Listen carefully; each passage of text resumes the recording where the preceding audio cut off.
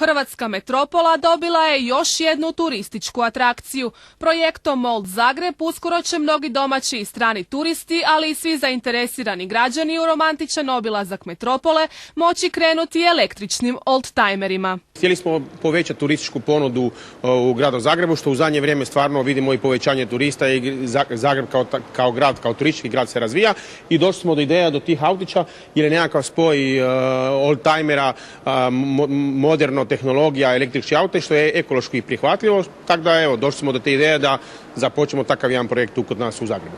Električni automobili kineska su replika Fordovog T modela iz 1905. godine, prvog u povijesti serijski rađenog automobila. On ima u sebi baterije, on može nekakvih 100 kilometara odraditi bez punjenja, maksimalna brzina mu je 25 km na sat.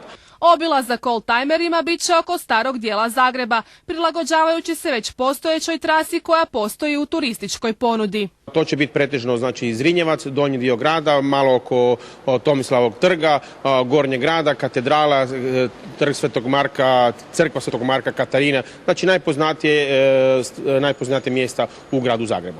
Vožnja oldtimerima bit će namijenjena prvenstveno za domaće i strane turiste, ali osim turističkog obilaska služit će i u druge svrhe. Oni će biti u ponudama znači, za razne evente, kao marketinške evente, svadbe, domjenke.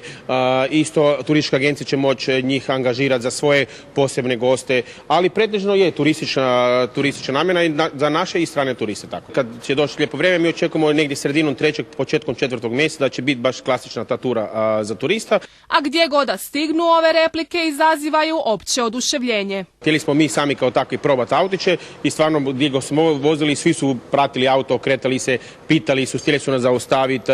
Bilo isto radili smo jednu reportažu na Gornjem gradu, pa su političari isto primijetili auto, zapitivali se. Znači svakako, od djece, odrasli, strani turisti, naši turisti. Za Valentinu je bio jedan zgodan slučaj.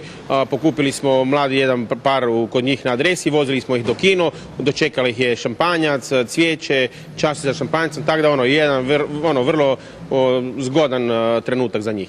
Turistička ponuda grada Zagreba u posljednjih nekoliko godina postala je veoma bogata, a ovom novom atrakcijom Hrvatska metropola može stati uz bok mnogim europskim pa i svjetskim gradovima.